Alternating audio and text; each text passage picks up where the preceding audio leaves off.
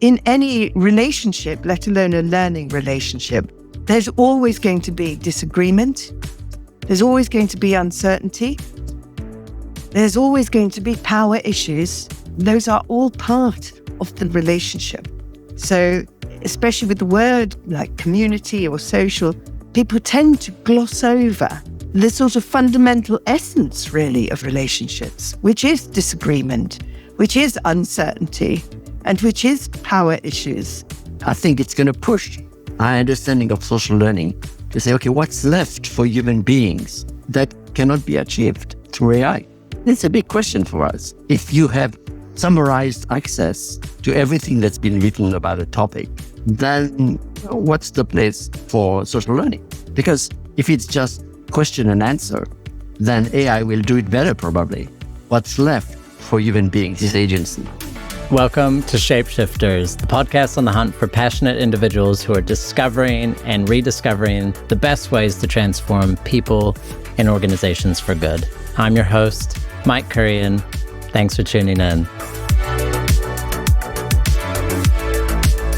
In this episode, I'm speaking with Bev and Etienne Wenger-Trayner.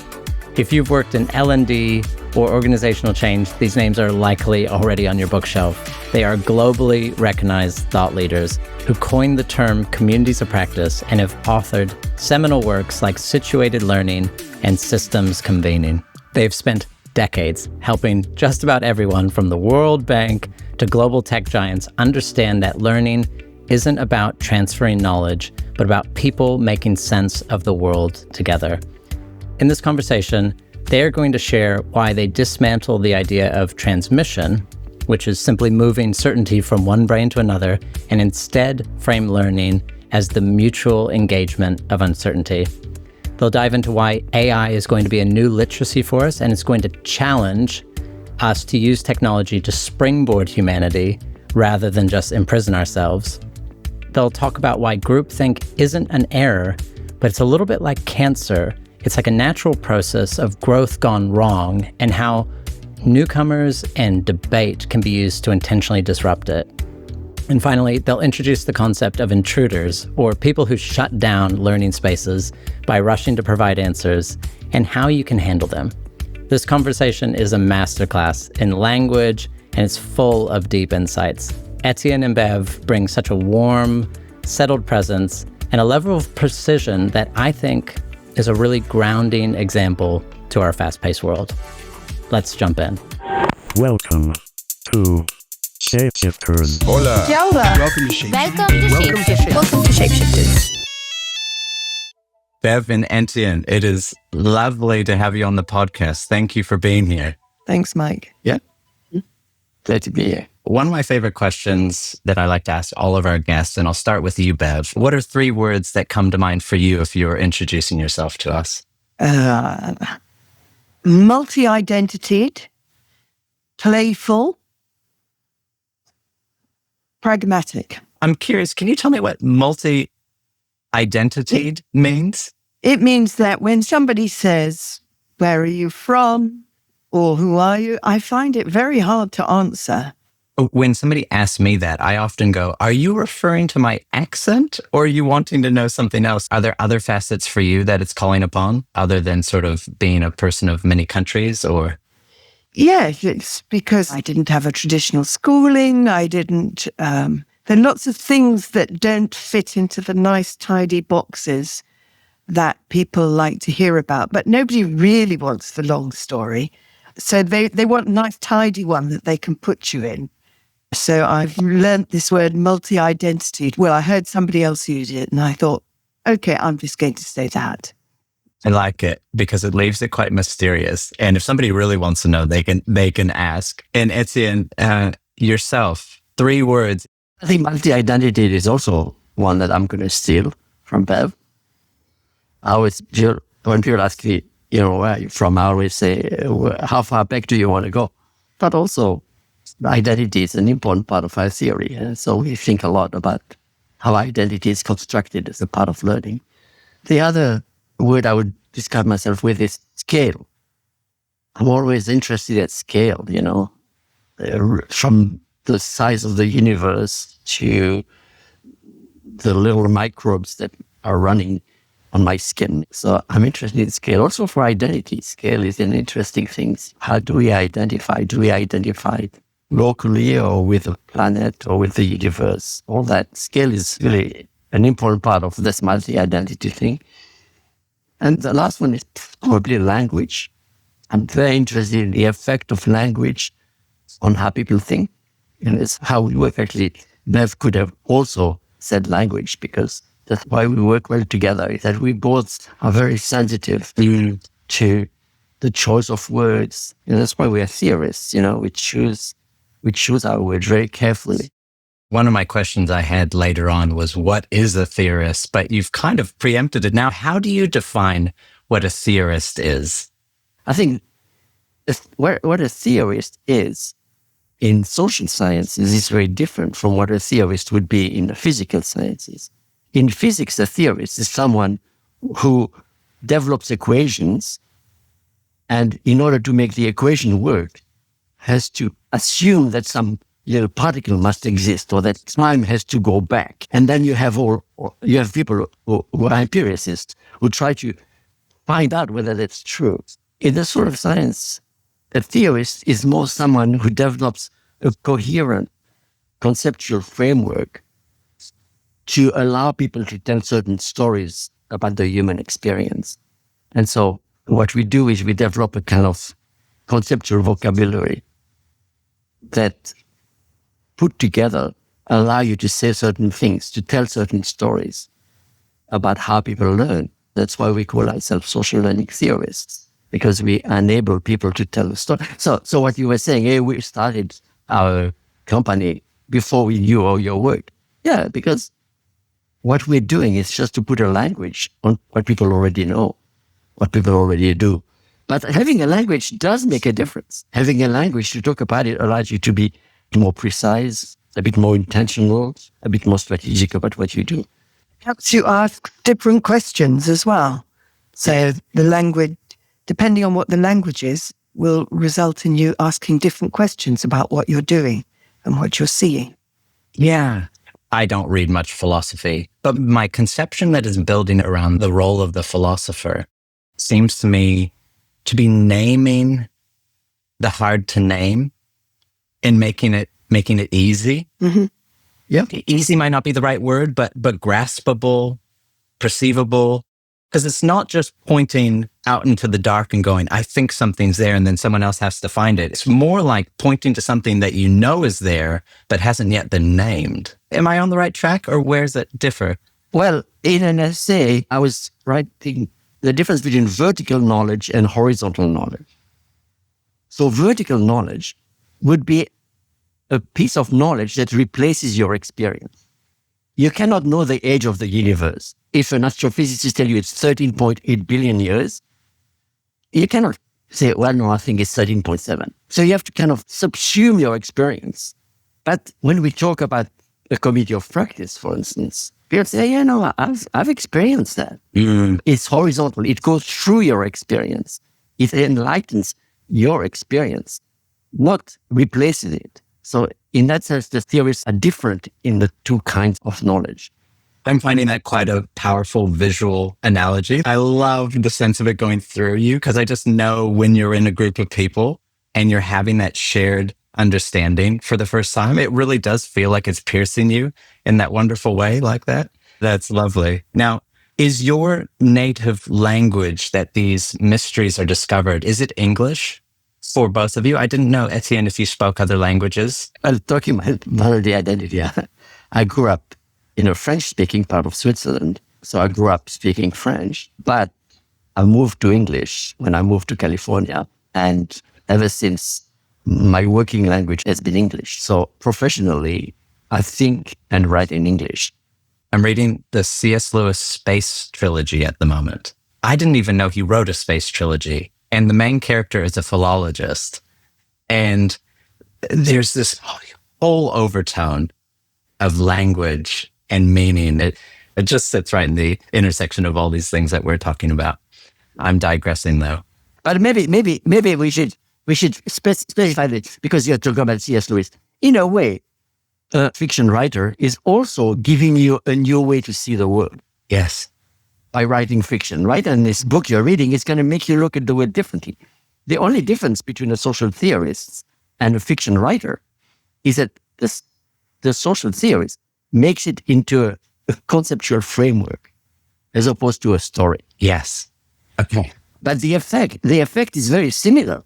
It's just that as a theorist, you are accountable to which concepts are you introducing in the theory, and you have to define them, and you have to see that they don't overlap with others. You create a coherent framework as a theorist, and as a fiction writer, you create a story that gives you a new view of the world. But there are similar uses of language. Yeah, it's interesting. Both need to be coherent, but I imagine when you're developing frameworks, the precision, and I imagine that's a skill set of yours, that precision is really important.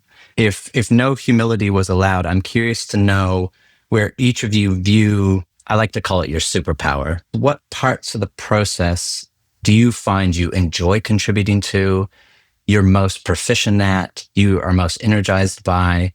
I'm curious where you guys see your strengths shining through most. I think maybe two I have. One is being able to see really the big picture, but also at the same time, the micro. And I can see those two things and I can operate in those two things at the same time.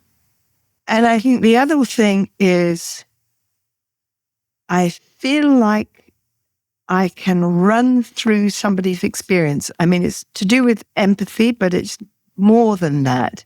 I think that I can run language through how somebody else will experience it. So I'm a sort of, in a way, interpreter or translator of words to feelings to actions. Yeah. Would it be fair to say you feel like you have a strong intuition for how something's going to land with somebody else? Is that what you're describing? It's an intuition, but intuition sort of makes me think of my head, but it's both a head and something else, a bodily thing. Yes. Oh, those are great. And Etienne, what would you say are the superpowers that you like to bring to the table? First, I want to tell you that when we do an icebreaker with a group, what is your superpower is one of the questions we ask people. So that's interesting. We say exactly, what's your superpower? We don't even give details. So we have small groups discussing each other's superpower. That's just interesting. That is so funny. I'm very pleased that I'm not falling too far from the tree. And I guess for me, yeah, part of it is language, sort of this sensitivity to language. And I would say the other is to see mind traps. It's funny because for someone who has done a lot of theory on community, I'm a little allergic to community. When they come into groupthink and mind trap, I'm very, very sensitive to that. Makes me run away. Groupthink is a very familiar concept to me. That wasn't actually immediately what I was hearing when I heard mind traps. I think that groupthink is more like when a group starts to take a position on something and nobody challenges it. It's taken for granted as truth, as the way to do things, as the way to say things, and nobody will question it. But it's often reveals a mind trap. You know, you get trapped into a word or you get trapped into a concept and you cannot escape. That's the downside of a community of practice, is that it can encourage groupthink because nobody wants to rock the boat. You know, people assume that this is good practice, best word. You know, it is the language to use. And so a community can be a place for groupthink to flourish. Bev, can you explain for everyone listening, how do you define social learning? What is the opposite of social learning? Well, I think those are two different questions. The opposite of social learning would be transmission-based learning, where somebody who knows transmits to somebody who doesn't know something a piece of information, or some people call it knowledge or something. They hand it over, and then you get it, and then that means that you learn, right? So it's the sort of transmission of something, which is often certainty, because if you're an expert or if you're a knower, you're pretty certain about what you're about to transmit. So the opposite of social learning, well, the opposite. It's not like it has to be one or the other, in fact. Both things coexist. They're useful at different times. But social learning is not the transmission of something. It doesn't go from one person who knows to another person who doesn't. People tend to think, I have something and then I can pass it to you and then you will learn it. Whereas I think we would say that it's a sort of negotiated thing. It's a new thing that comes out of. So, for example, my experience of what you say to me may not be the same as what you're saying to me, what you think you're saying to me. So there's, it's always being reinterpreted.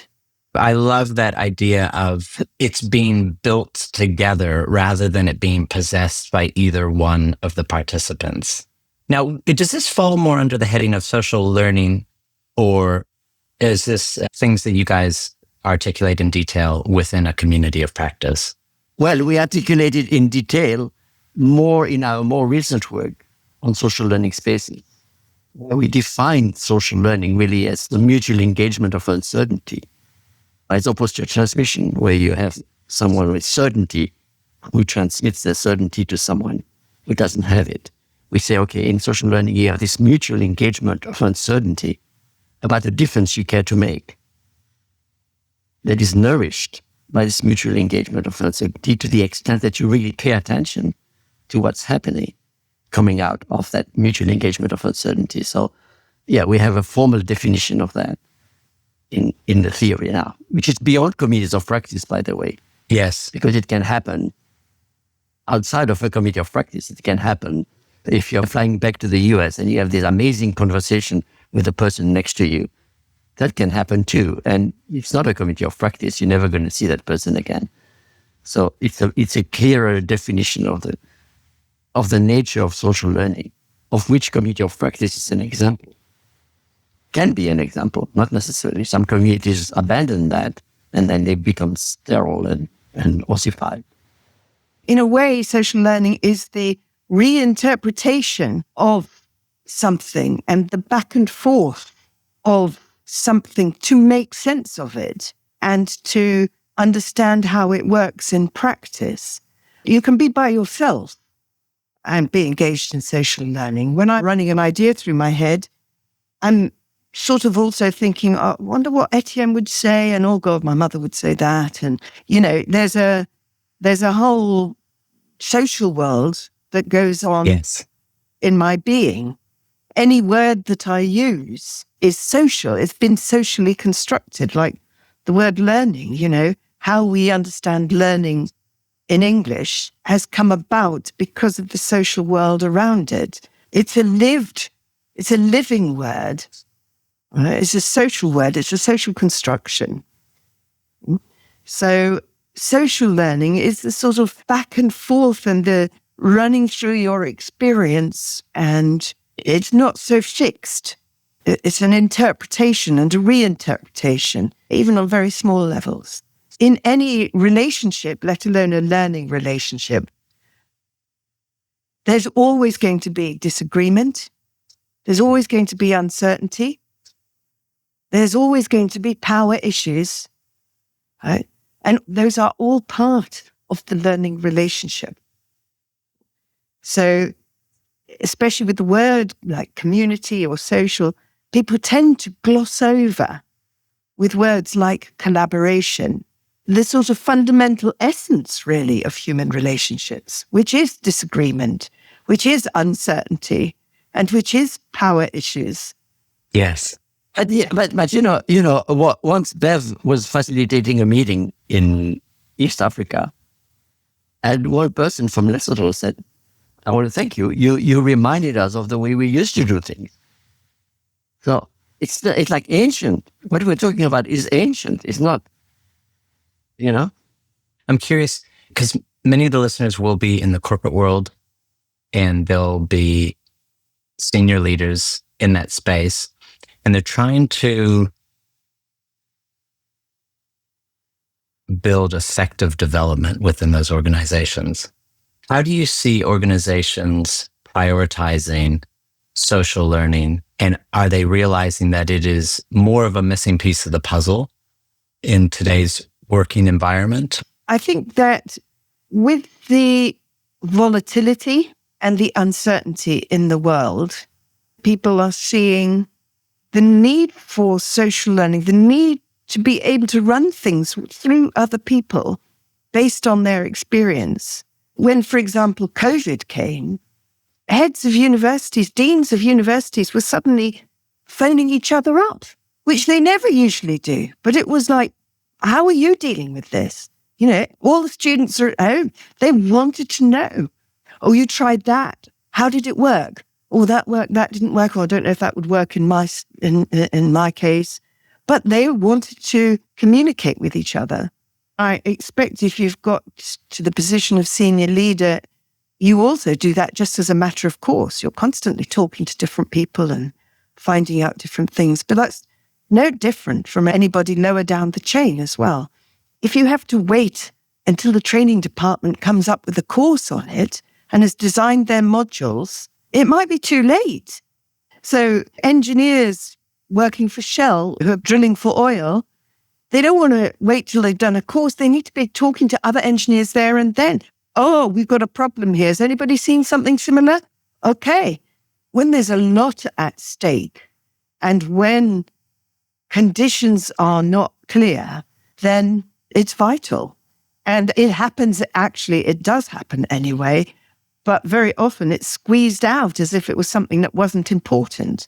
Whereas we'd say it is important and you can capture it and you can be intentional about it and magnify it and magnify the value of it. I just wanted to add a facet to what Bev was saying, which is the facet of identity. In a traditional industrial system, you have a design, and the fingers of the organization are the implementers of that design. The value creation is in the design and the extent to which workers comply with the design. That's an assembly line, You comply with the design. The value is in the design, not in what you think. Actually, as a matter of fact, you have to think as little as possible. But when we move into a knowledge economy, what people think is very important. And their identity as intelligent beings is actually extremely valuable to the organization. And so, in a way, social learning is a way to recognize that, to recognize all the intelligence that exists in the people. I remember an engineer in a company that we were working with told me, before, I had two relationships with the organization. I was either on project or on the available list. That was my two relationships. Now I'm a member of a committee of practice, and it's a place for me as an engineer. Yes. Because there's a place where I'm with other engineers. I reflect on our practice in the service of making the organization successful. So it's not like they are using this opportunity to talk about soccer or whatever. They discuss their practice, but they use these discussions to think strategically about how to make their practice better. So normally strategic thinking is reserved for an elite group in headquarters. But when you have this community of practice of peers who are thinking about what is our practice and how do we make it world class, all of a sudden you have this kind of strategic thinking that starts developing in this group that is extremely valuable for an organization, extremely valuable. It gives people a new sense of who they are. That's what I was thinking about identity. When you are the cog implementing somebody else's strategy, it's very different sense of who you are than if you are yourself. Start thinking strategically about how do we do this better. Yeah, I was just thinking about how those different levels of engagement and how this fascinating thing of when you're isolated, even if you're passionate, when you're isolated, that passion can fade and you inevitably, your imagination just is drawn towards feeling like you are just part of the cog. And we're seeing a common pattern with our customers using MakeShapes. There's a lot of peer-to-peer learning happening. You get people together and all of a sudden you get that sense of you're not above me. You're not at some different stage. You're at my stage. And I just love you calling out how it really changes the engagement, which ultimately is this thing that every organization wants, is for their employees to be engaged. I read these articles that the CEOs of Silicon Valley companies, these big tech companies, are kind of rediscovering that they can be powerful and they don't have to just listen to their employees, because suddenly their employees say, hey, we don't want to serve the Department of Defense. The problem you have when you engage employees is that they become engaged.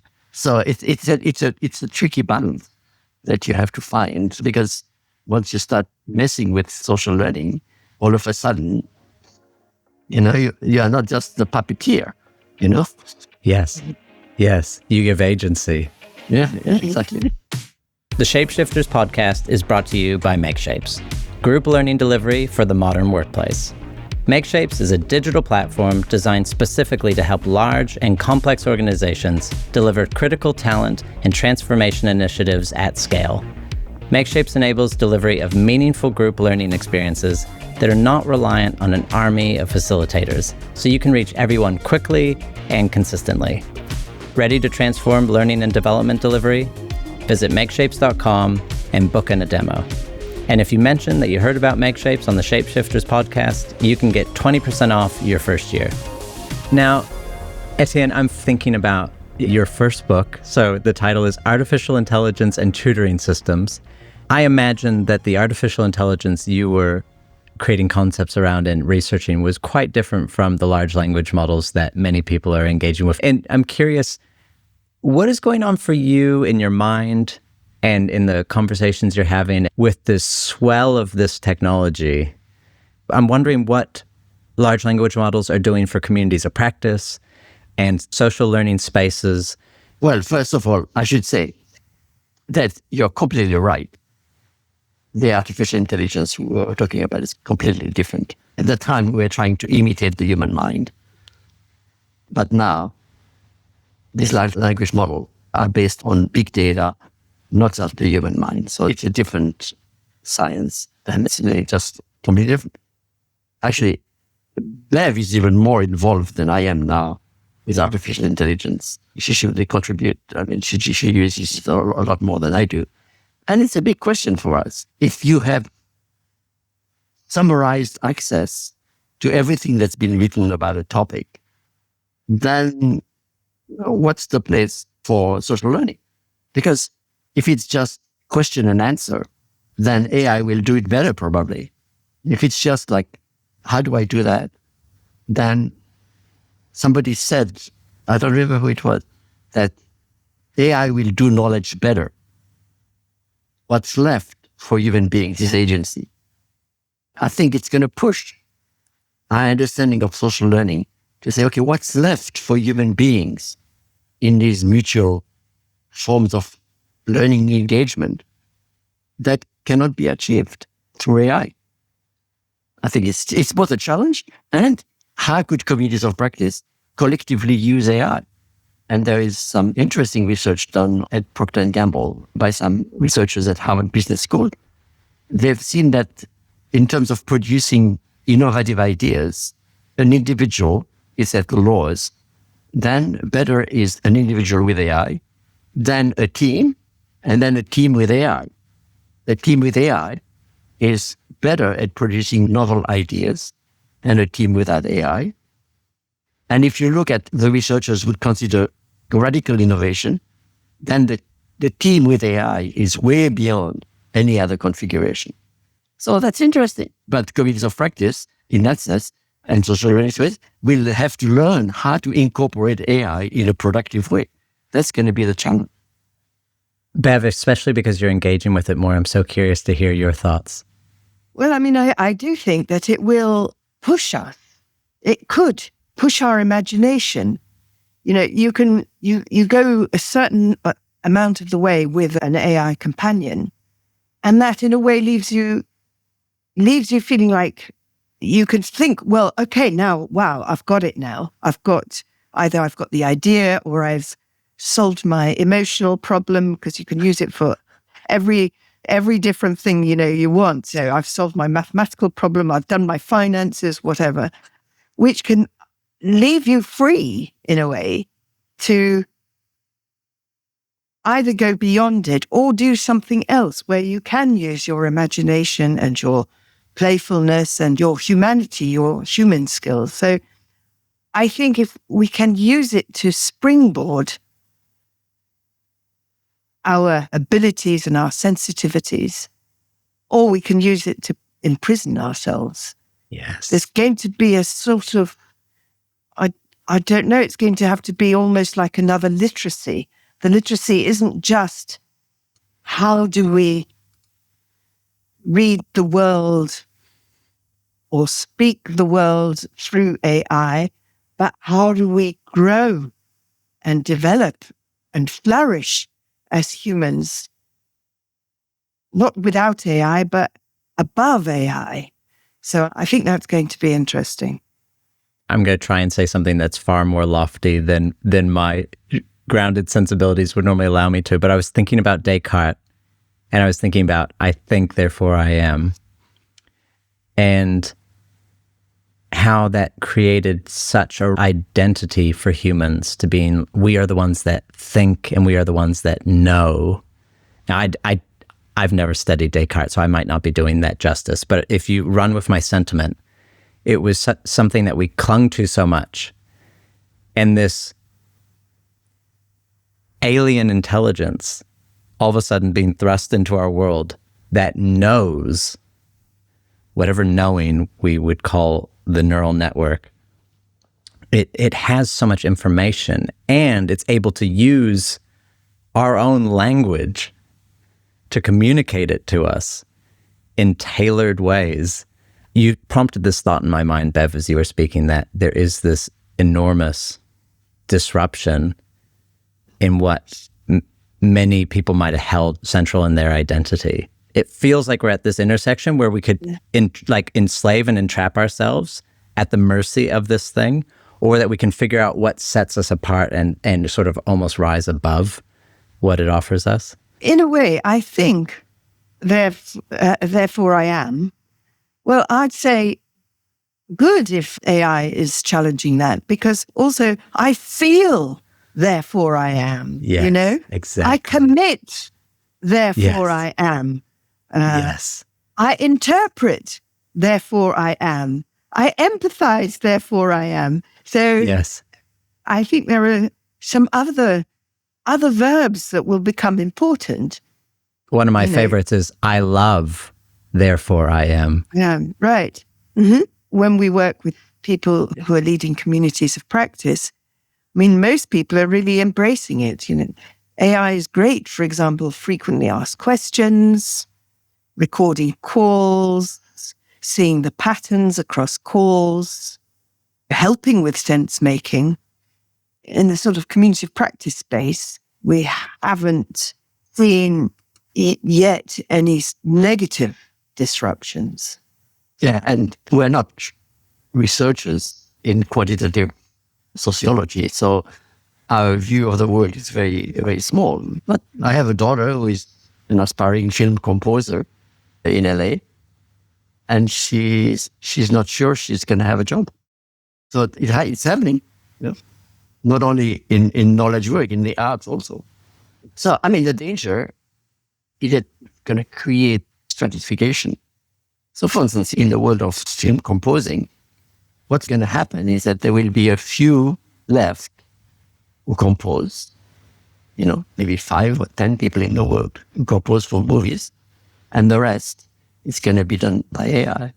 And I think that's where we're going to have to be creative as a society to understand what are the implications of that. And that's maybe where a social learning perspective could be politically and sociologically interesting to think, okay, how do we avoid, because basically people who look at AI say right now, AI is better at writing than 90% of the population, but it's still not as good as writing as those 10% or whatever percentage of people who are really, really good writers.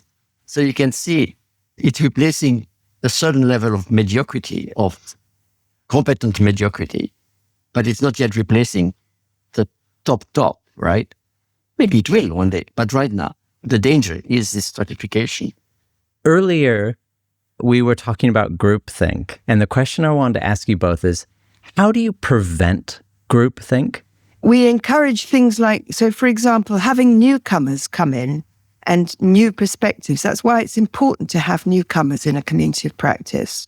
That's why it's important to have diverse perspectives, because they come in with fresh eyes, fresh questions. So the way that you treat newcomers and their integration into the community is an important aspect of the learning, because rather than enculturate them into groupthink, you want to see them as fresh eyes and perspectives.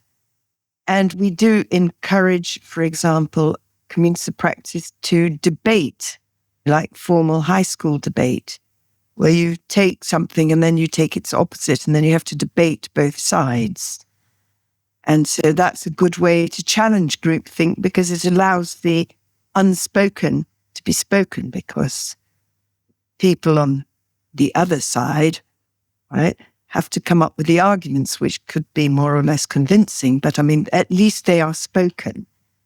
And is this a part, is this like an aspect of being in a community of practice that you would say should be happening often and regularly? Because as you were describing that, I thought, man, that's so valuable, but I so rarely take the time to construct a situation where there will be disagreement and contrary viewpoints. Yeah, it's important, especially if it's an established community who are comfortable in themselves. It's very easy not to do it.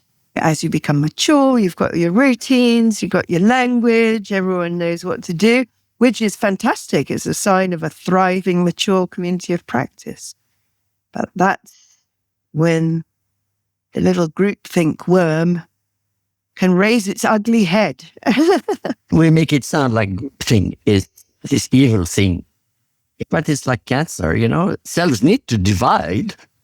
When they divide a bit too much, it becomes cancer. You see what I mean? It's like what they're saying. It's a sign of a mature community is this sense of like, we know what we're doing. But that, if you think of evolution as learning, your beak grows longer and longer and longer because it allows you to get more and more of the juice of the flower. And then the little climate change and boom, this beak is your problem. So learning is always a problem because it always becomes its own enemy, So it's not like groupthink is this evil thing that comes out.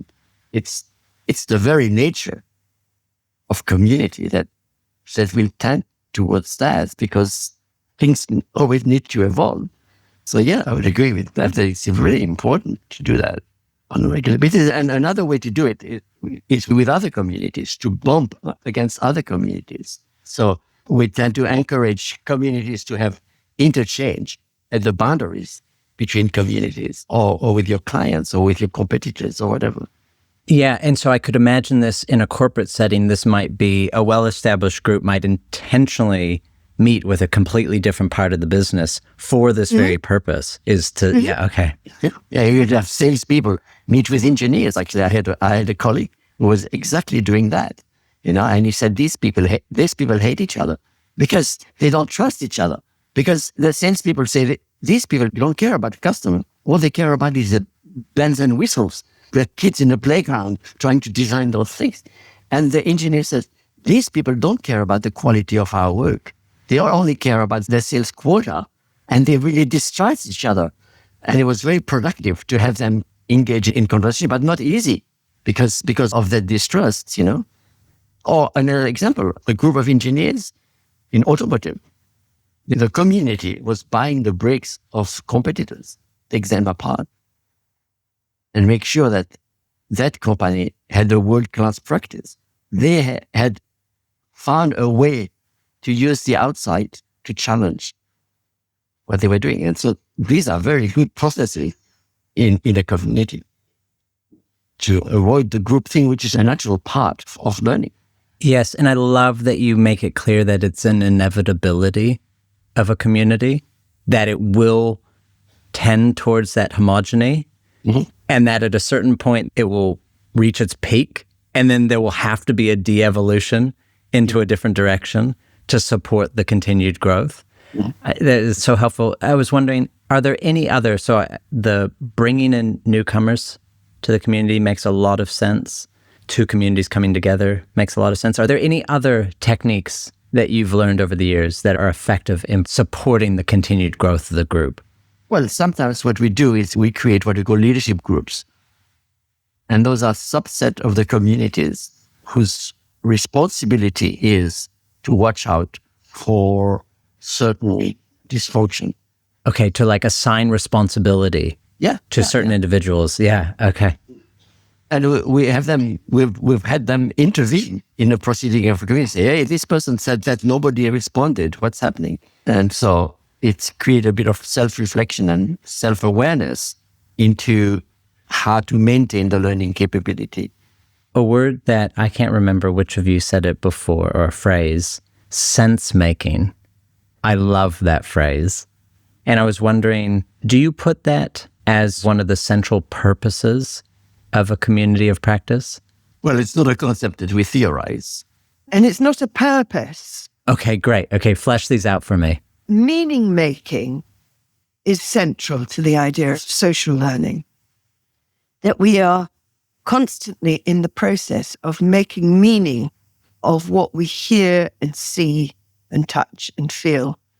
So you never get anything directly. It always runs through your experience and your participation in it, in a word. So meaning making rather than sense making.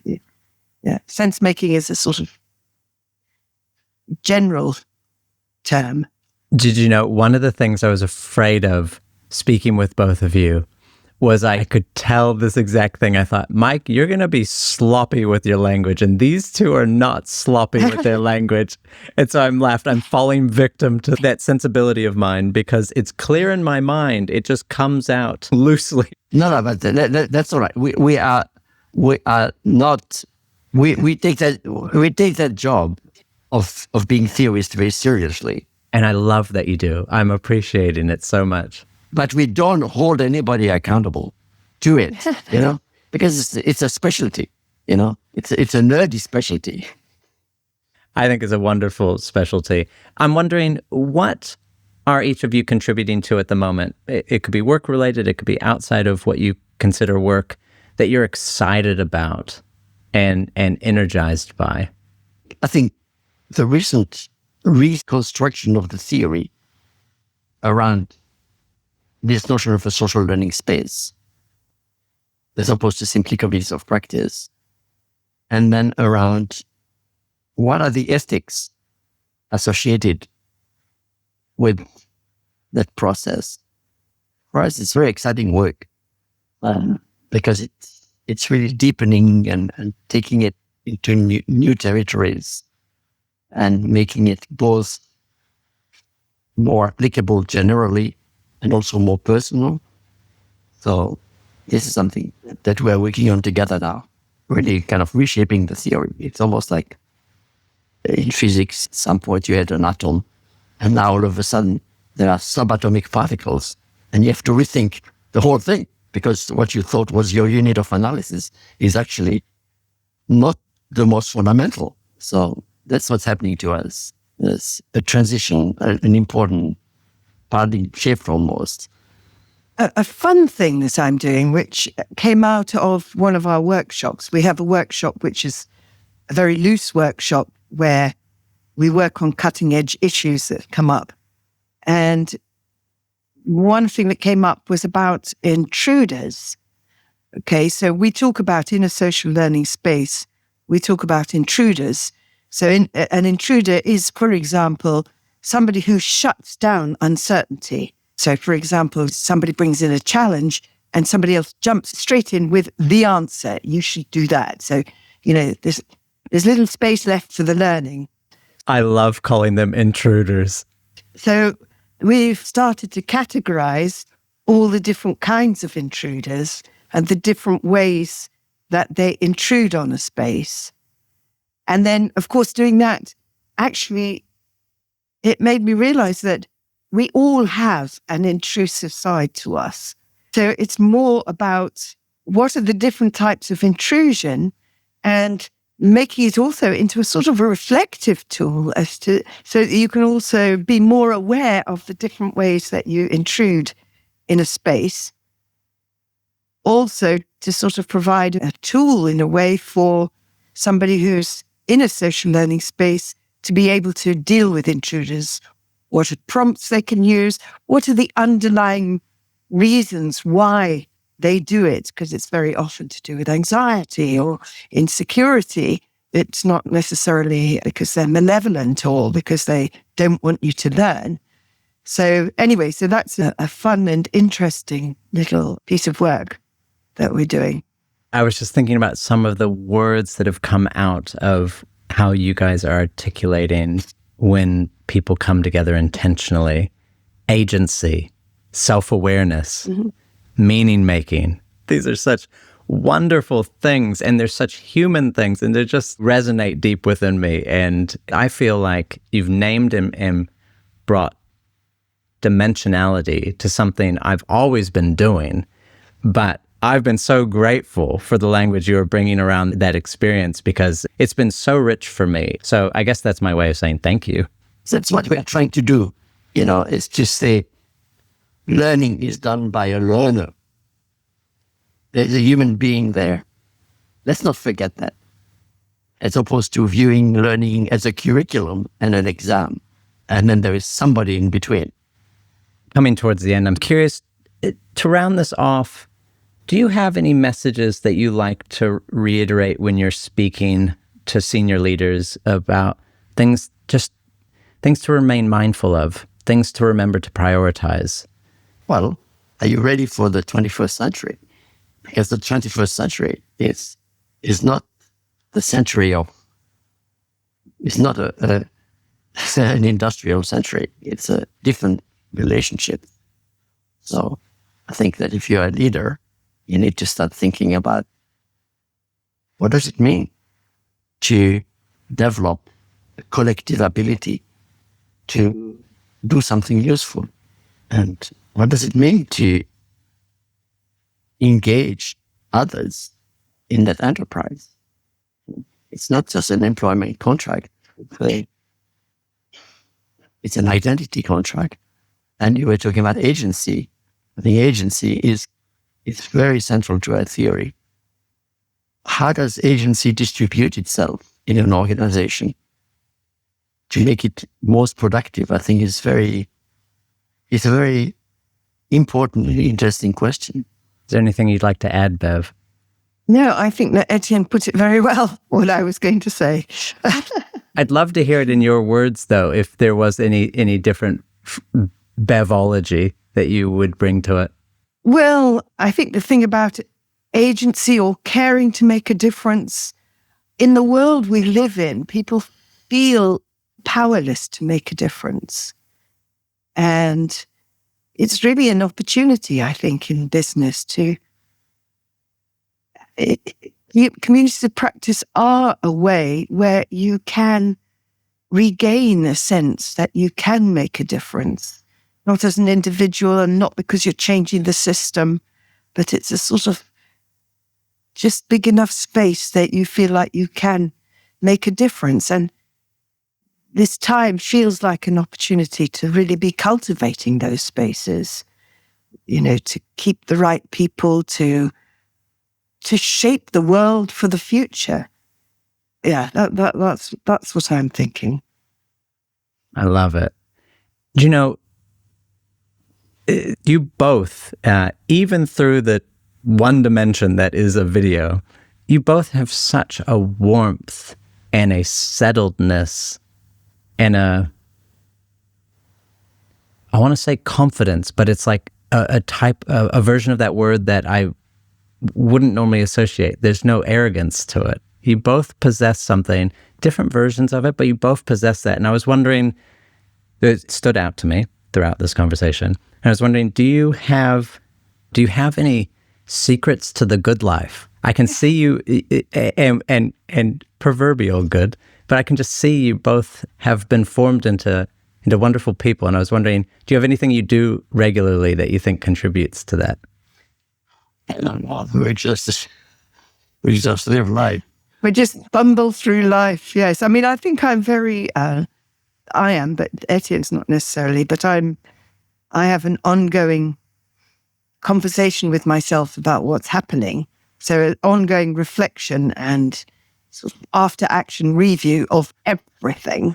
But I don't know if that contributes to anxiety or whether it contributes to a good life. But yeah, something similar. For me, I have an immense sense of my fragility. Yeah. Mm-hmm. Deep sense of my total fragility, but also it's an acceptance of it. Yeah, because I was thinking that sounds almost ironic, because I could imagine that easily leading somebody to feel quite crushed or burdened by that sense of fragility. But I don't perceive that. Would I be right, or are there many layers that I'm not getting to receive yet? Well, once you accept your fragility fully, then maybe fragility doesn't come out, because it's accepted, it's embraced. Yes, I love that. We also have moments of reflection, common reflection, because we are both married and working partners. And we have time that we cultivate, where we reflect on how that's going. And so that also contributes.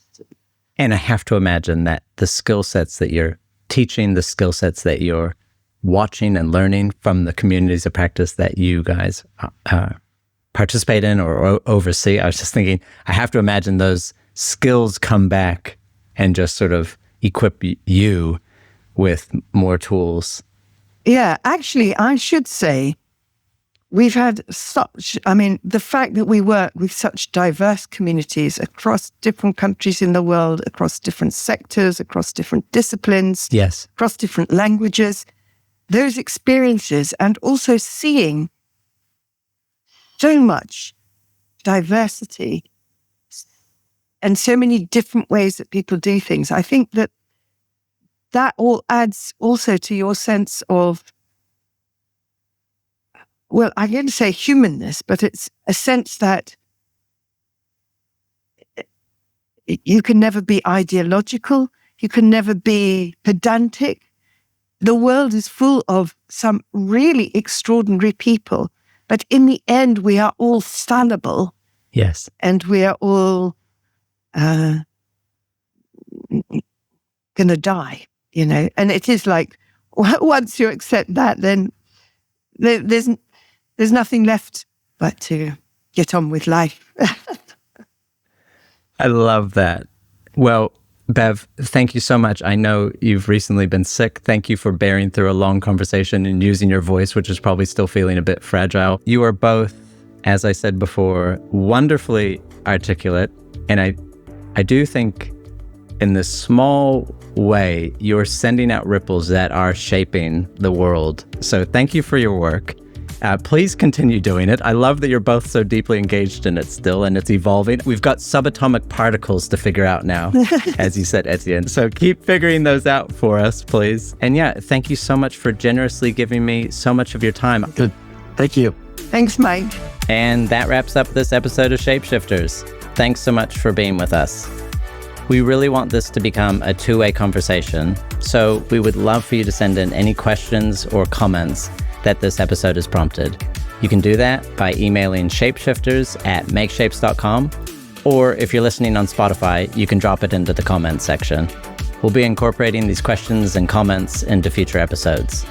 Remember, if you want to stay up to date with the podcast, go to the Shapeshifters website, link in the description, and sign up to our community. I'm grateful for all of you. This is a real joy for me to get to do this, so thank you for your support. Until next time, I'm Mike Kurian, and this is Shapeshifters.